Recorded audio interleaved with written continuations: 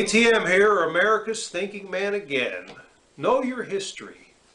The Confederate flag is under siege because of what happened in Charleston. 9 black people, African Americans, whatever you want to call them, I just call them Americans, were killed in a church by a young white kid who had a picture of himself holding the Confederate flag and burning the American flag. In many people's minds, that Confederate flag is a symbol of racism and evil and everything that's wrong in this country. To me, it's a piece of cloth. It's a symbol of a group of states that got together and separated themselves out and tried to overcome an overbearing federal government. Personally, I hope one day the South rises again, and as a country, we do away with what we have now, which is an overbearing federal government. But I digress. So, the stars and bars or the stars and stripes? Some people equate the stars and bars, the Confederate flag, with the Nazi swastika. Hitler eliminated, killed, burned, shot, gassed, hung 12 million people, 6 to 7 million Jews, 3 million Russians, Poles, Lithuanians, Czechs, 12 million people. To the best of my knowledge, there was no extermination in the southern states of large numbers of black slaves, to the best of my knowledge. Now, granted, there were some that were killed, probably, but 12 million, 1 million, 500,000, 100,000, 10,000? No. So to equate the Confederate flag to the Nazi swastika, a little bit of a stretch. Stars and bars, stars and stripes. Which represents racism in your mind? Let's do a little bit of reading in history. Back in the 1850s, there was a famous debate that went on. And one gentleman who was afraid of being accused of supporting Negro equality made the following statement. I will say then that I am not, nor ever have been, in favor of bringing about in any way the social and political equality of the black and the white races. Abraham Lincoln, the great emancipator. Lincoln was in favor of colonization. What's colonization?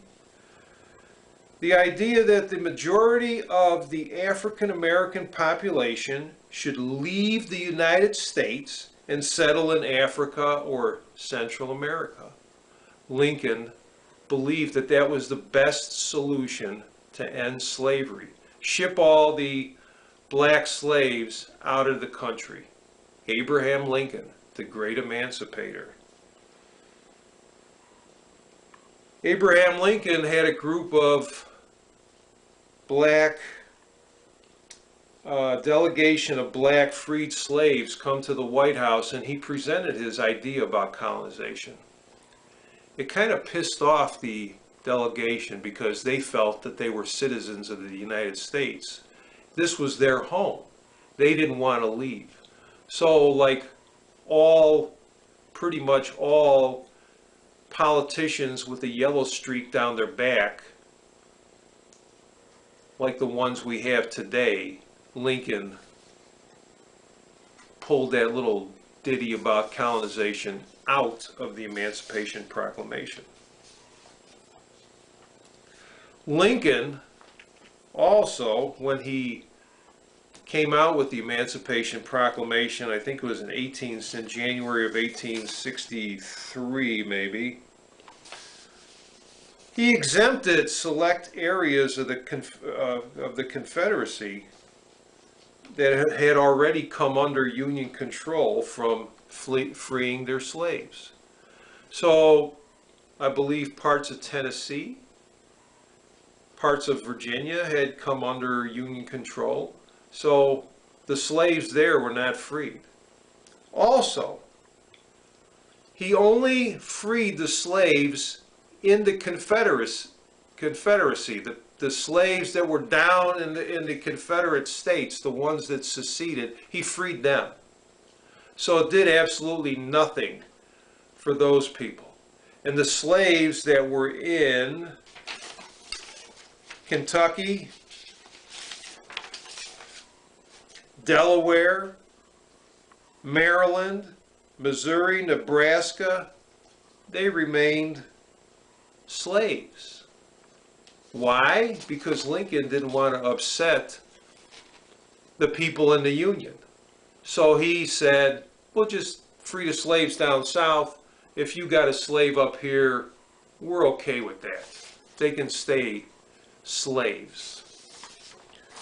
So the Confederate flag, the stars and bars, or the stars and stripes, which represents racism in your mind? Here's a little letter from a gentleman who was fighting in the Civil War, wrote to his wife. And he said, "There are few, I believe, in this enlightened age who will not acknowledge that slavery as an institution is a moral and political evil." So this guy is basically saying that slavery is immoral. It's a bad thing. Who wrote that letter? Robert E. Lee to his wife Marianna. Robert E. Lee. So, stars and bars, stars and stripes. What do you think? Also in that letter, while we see the course of the final abolition of human slavery is still onward, and give it the aid of our prayers. So he was praying that slavery would be abolished. Robert E. Lee. Now, for those of you that don't know who he was the famous general in the Confederacy. He ran the Civil War. He ran the war for the Confederate side. Robert E. Lee. Look him up if you don't know who he is. So he's praying for the end of slavery. Let us leave the progress as well as the results in the hands of him who chooses to work by slow influences and with whom 1,000 years are but a single day. Robert E. Lee wants to leave the abolishment of slavery in the hands of God. He doesn't want to force it upon people because he's afraid if he forces it upon people, then you know what happens when people are forced to do something against their will. Like, let's say Amazon, Sears, Walmart, eBay, and other retailers decide they're not going to sell the Confederate flag anymore. What's going to happen? Well, Confederate flag sales may go up 2,000–3,000% because people look and go, well, you're forcing us, you're telling us we're not supposed to fly our flag, and we don't like that idea. So Lee believed that if slavery ended naturally, there wouldn't be any segregation, any separate but equal Jim Crow laws. He believed that. He believed there wouldn't be any lynchings, because gradually over time, people would come to the realization, as he did, that slavery was a bad thing. But Lincoln decided he was going to start a war and force people to give up their slaves. And we all know what happened after that. Lincoln, the great emancipator. At any rate, Stars and Bars or Stars and Stripes? Who is the more racist of the two? The famous general in the South or the president of the North? As an aside, I lived in Chicago. I was born and raised there. Left there in the early 90s. Now, Chicago was probably one of the most, and may still be one of the most racist cities in this country. If, and I saw this when we left, if a black family moved into a white neighborhood, like people jumping off the Titanic, white people would move, put up for sale signs, and the neighborhood would be white free. There would be no white folks there.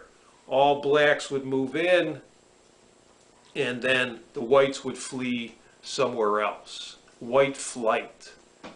When I left there in the early 90s, the neighborhood was changing. People of the Middle Eastern descent, blacks were moving into the neighborhood, and the white folks, my neighbors, everybody was leaving. I left because of work. Now, I went down to Birmingham, Alabama, one of the most racist cities in the 1900s. In the 1960s, Bull Connor, if you remember him. All right. Birmingham, Alabama. I lived in a little suburb right outside of Birmingham. And in my little lily white suburb, right across the street from me, a black family moved in. And you know what happened? Not a thing. People didn't care. They embraced the family. We became good friends. Went to neighborhood functions together, parties together. No big deal. Down south, Birmingham, Alabama. So, Stars and Bars, Stars and Stripes. Or maybe at the end of the day, they're just pieces of cloth that symbolize whatever it is people think they symbolize. And realistically, why should we care what somebody thinks about what a piece of cloth is? Let them fly it if they want to. If it upsets you, so be it. A lot of things upset a lot of people. We can't get rid of everything. ATM, America's Thinking Man here. God bless America. Have a good one. Chicken fried and cold beer on a Friday night, a pair of jeans that fit just right, and the radio. Well,